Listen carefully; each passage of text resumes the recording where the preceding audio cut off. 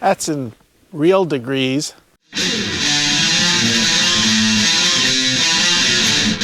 Never a dull day in February.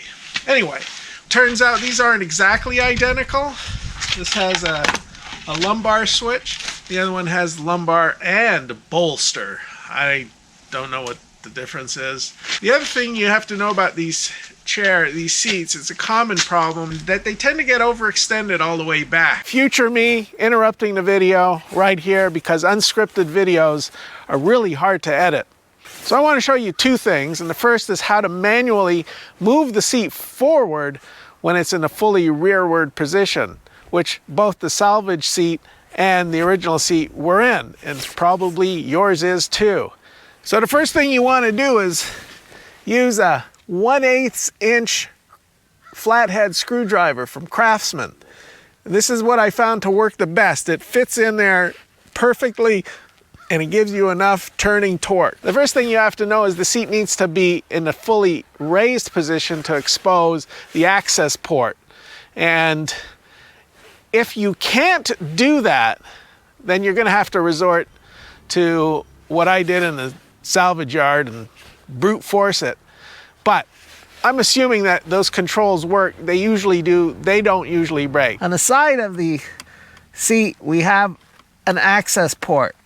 And that's where you put the flathead screwdriver and you insert it until it seats fully. And then you could turn it clockwise to move the seat forward.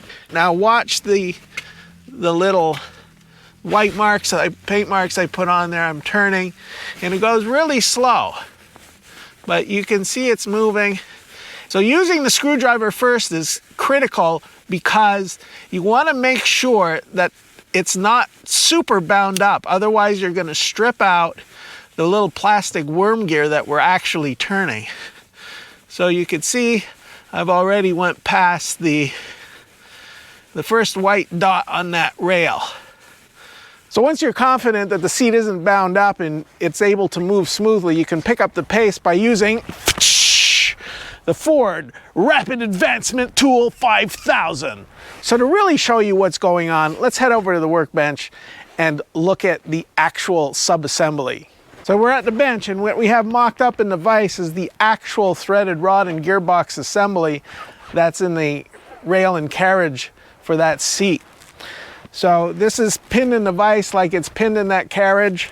This is the actual motor shaft that turns the gearbox. There's a worm gear on top and another side gear here, and it moves this threaded rod, and then the seat's attached to this nut and it pulls it back and forth. So what we're doing with the flat bladed screwdriver is inserting it through that access port to get at the worm gear itself so we can turn it. And as you see, when I turn it clockwise, well, you should see it's very slowly turning the threaded rod, which is pulling the seat forward. Now the Rapid Advanced 5000 tool here is nothing more than a rat tail file that's been shortened by 3/4 of an inch. The idea is it's supposed to fit in there snugly. You want to make it go clockwise to move the seat forward. And there we go. We can see how much faster that goes, but it still takes a while. Now be mindful that you want to keep some pressure forward to keep it engaged with that gear. If it slips out of the track, it might wallow it out. Again, it's plastic, easy to destroy. Happened twice on the two seats. Well, that's our first tip on how to get the seat back on track. All right, future me again, interrupting to help clarify some things about how the lumbar and bolster switches work. This older model, well actually this was a 97 and it only had lumbar. The 95 model I got the salvage seat from had a lumbar and bolster. So I guess it's a trim package, you know, for the bourgeois versus the peasant. I don't know. But the switches work the same, and that's what we're going to show you how to do. Now, before we talk about the switches, you have to understand this whole side plastic is fastened to the seat. So to do this properly, you're going to have to remove the seat. If you don't want to do it properly, you're going to end up doing what the previous owner did and break this all apart. so it flops around. You don't want to do that. So the first thing I want to point out is that the switch is multidisciplinary. It encompasses electrical, pneumatic, and mechanical, or electrical, mechanical, and pneumatic. 3 different fields of study, 3 different disciplines, all rolled into one sophisticated switch. Well, what that means is we have air lines here. These are air lines. It goes into a valve. So there's a plunger on the back and a plunger on the top, and that's actuated using the mechanical switch itself, which we'll get to. On top, we have the contacts that are also actuated by the mechanical switch, and that activates the air pump to either release the pressure of the air or to pump it up. So that's this switch. Now, electrically, you can see there are these 2 contacts on the side. Those contacts can get corroded. So what you want to do is get yourself a piece of emery cloth, and it has to be emery cloth because sandpaper will leave and scour, and it's not good. This is a fine piece of emery cloth. All you do is put it on one way, hold the contacts down, and just pull it gently, flip it over to get the upper contacts. Same thing, do that a couple of times. Then you get yourself some QD electronic cleaner to clean that right off. And that's all you need to do for the electrical contact. These plungers, to operate them, just push them in and out. Make sure that they're free and moving. Next, look at the mechanical switch housing. So the side plastic houses the mechanical switch part, and it's keyed, so you don't have to worry about putting it in the wrong way. However, there are plastic tabs that hold it in the housing that you have to be very careful not to break when you're getting it out. There's 4 of them. Let's take a closer look. So you can see here, I already have it out. And you see the key on the side here, and that lines up with this ribbing on the side of the switch itself.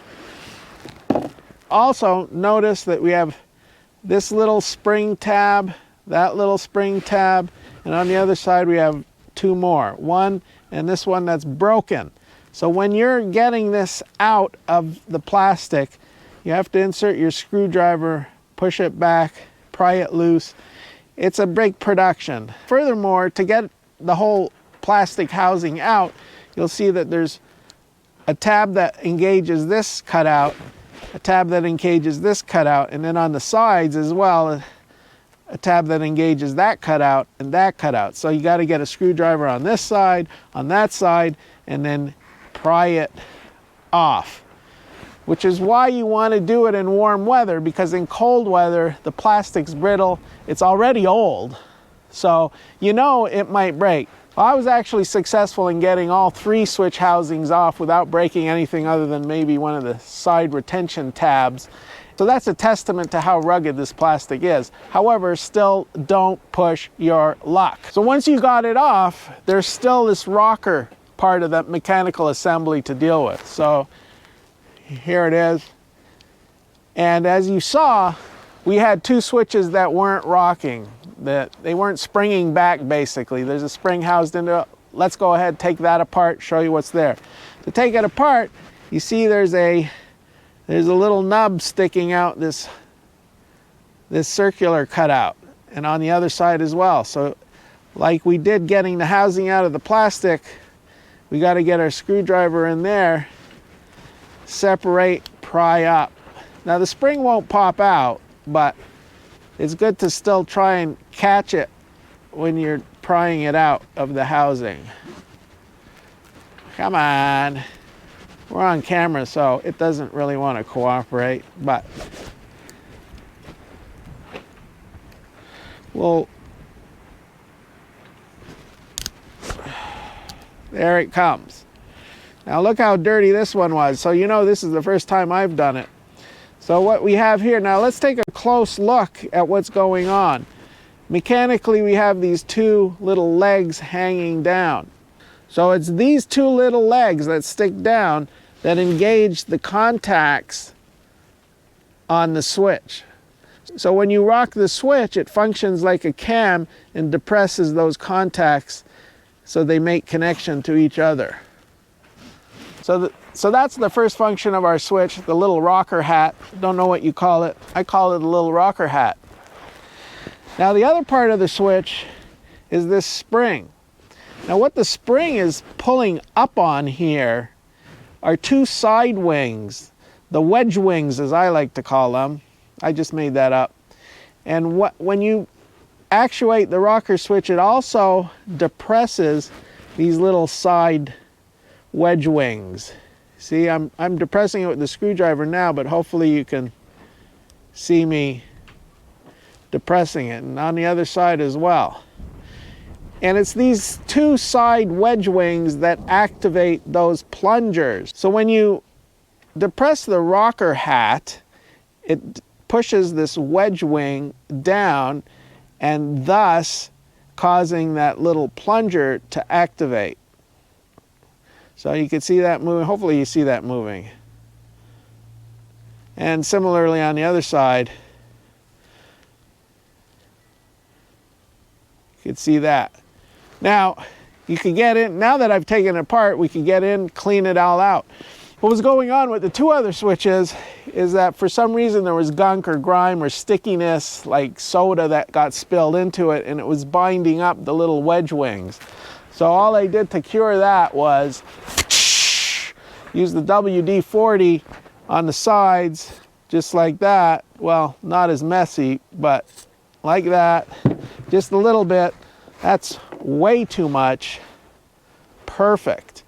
And then just operate it so that whatever junk is in there and holding things up, binding it up. So we just take a little bit of WD-40 like this, squirt it in there, then work the side wing wedge and spring, loosen up the dirt, gunk, grime, whatever, until it moves freely. And we can even then use whatever you want to clean out that. And we are now, this should operate freely and easily. You can get out in there with a little brush, maybe some compressed air.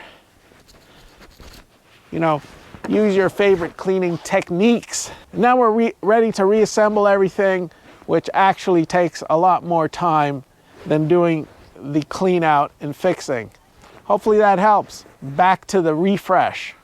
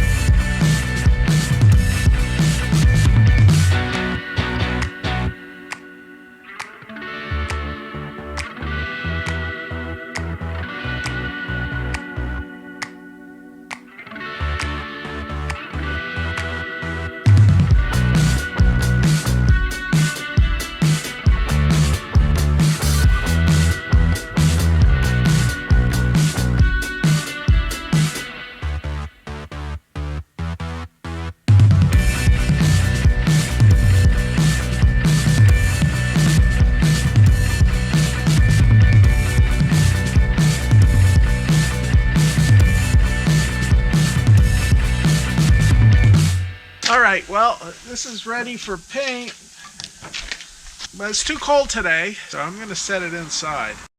Alright, we're going to give you a quick update. It's windy, it's cold, but the other day I mask this off, gave it a quick coat of caliper paint because that's what I had that wasn't frozen. I did this outside today and it's sticking pretty good, which is kind of amazing. But I brought this one inside to do last night. Gave it a quick coat of black and figured out which motor goes to which connector, and I'm able to move it back and forth. Put some of this white lithium grease on all the little rods that I could get and sent it back and forth. We changed this arm to keep the latching mechanism because the latching mechanism that was on the replacement didn't fit, so it's interesting. The car this came out of was a 95 and it's going into a 97, so some things changed, and we have the mechanism from the seat that was in the 97, and it's still hung up on one of them, and we're going to try and show you how the whole mechanism works. So at this point we're going to go ahead and reassemble, put this onto there and install it. Notice that we moved the seat forward so we could get to the back easier and put those bolts on a lot simpler. Welcome back. So the seat's in and it actually looks like it belongs right there. The gray kind of ties in to the gray on the rest of the vehicle, the gray trim and gray accents. Also got a nice new floor mat, and we'll be talking about the internal refresh in a bit. But let's focus on the chair. So all the buttons work. We could go back, go forward, up together, down together. This is just up in the front, up in the back, down in the back. Then this is for the bolster here. I think that's called bolster. Yeah, bolster is the side wings on the chair. That's what that bolster means. So we figured that out. You see how it inflates? Listen carefully. There you go. And then this is lumbar, which is a little bag back here. So all these buttons were freshened up. The contacts were cleaned and everything was, we have a little bit of it's painted up. The mechanism with the motors is all painted and refreshed, as you saw. It's been all bolted back. In the spring, when it gets nicer, we'll pull this out and give it a good cleaning, give it a shampoo, and follow the hey guys, it's Chris Fix today on how to do a good cleaning, deep clean. I'm excited about that. We can move on. I got it on the road. We'll talk about the alternator problem real quick. I had to replace the battery and the alternator, but it's on the road. It was running. It went 20 miles before the check engine light came on. So, well, P11, 51, and 52. So it's some oxygen sensor thing, I think. We'll have to give that a little bit of research. But it's running good. Still having some issues with the four-wheel drive. I got a flashing traction light on, I think. It's the two little wheels, so I don't know what's going on there. The thermostat, I'm reading low, which means I've been leaking coolant even though I replaced the water pump. But anyway, I'm getting ahead of myself. We're gonna just wrap it up here for now. So thanks for joining me, and stay tuned for our follow-up on the inside refresh, which will happen this spring. But for now, we got the seat in, we got this on the road, and I guess that's a wrap. So we'll see you on the next one. Hillbilly out.